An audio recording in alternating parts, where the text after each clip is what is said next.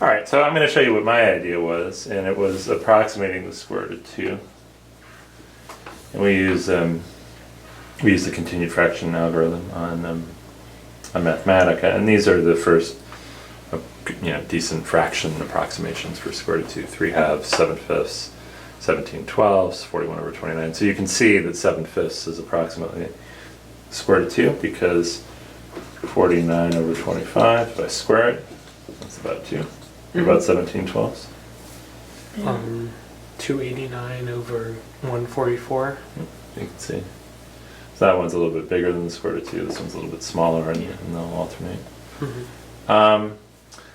So I said, hey, well, let me use this as a way to make triangles. So what triangle using one of these? It doesn't matter which one you want to use. Using one of these, what triangle could I make that would have nearly 45-degree angle? Like 2, 2, 3, 2, 2, 3 triangle.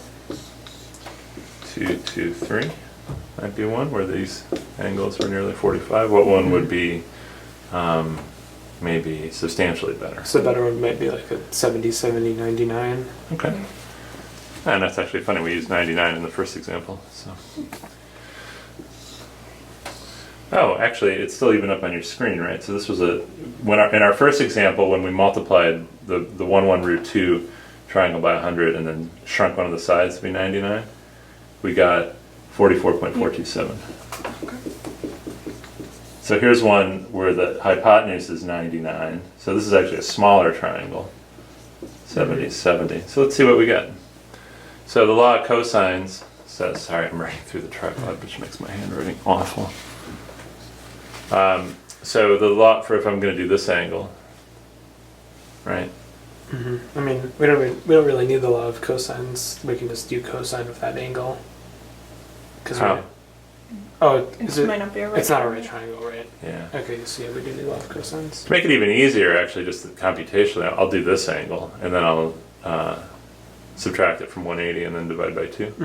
So this one says 99 squared equals a squared plus b squared, so 2 times 70 squared minus 2bc cosine of this angle. 2 Minus times 2 times 70 squared. So that's cosine. Cosine of whatever, just call it x. So So x is, so cosine of x is, let's see, 99. 2 times 70 squared I guess we can do it that minus way. 99 squared all over 2 times 70 squared. 2 times 70 squared. Can you put that in? Do it in 3 steps. Do 2 times 70 squared minus 99 squared. So we can simplify what this fraction is on the top. 2 times 70 squared, that's 9,000. Yeah, minus 99 squared for that.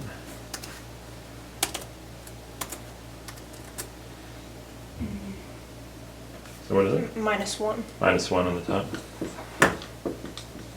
Remember, these were very good approximations. They were differing by 1. I guess we do want cosine to be very close to 0 because this angle will be almost 90. Yep. So now do arc cosine of minus 1 over 2 times 70 squared. Minus 1 over 2 times. You might want to make sure you get your Yeah. parentheses in there on the bottom, especially.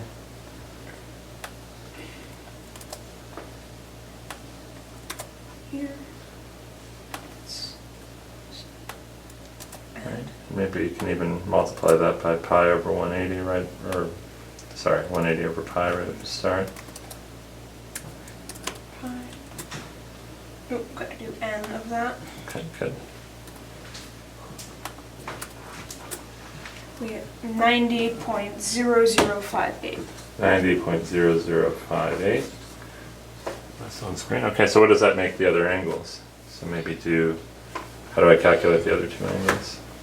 So 180 minus that over 2. Yep, there you go. So 180 minus 90.0058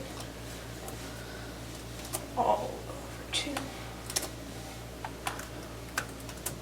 We get 44.9971. So that's a pretty good Actually- approximation. The numbers are smaller than what we used before.